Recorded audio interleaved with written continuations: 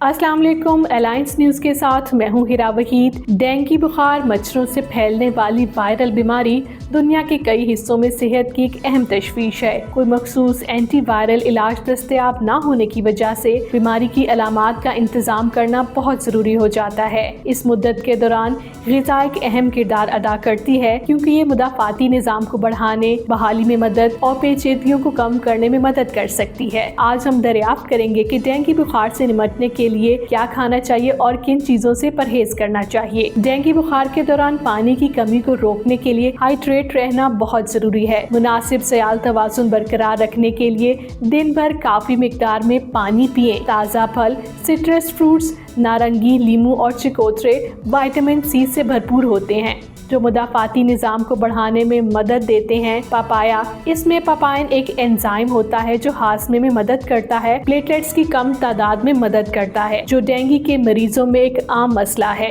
नारियल पानी, नारियल का पानी न सिर्फ हाइड्रेशन का एक बड़ा जरिया है, बल्कि ये पोटेशियम और मैग्नीशियम जैसे जरूरी इलेक्ट्रोलाइट्स भी फराहम करता है, जो पट्ठों के दर्द और कमजोरी को दूर करता है।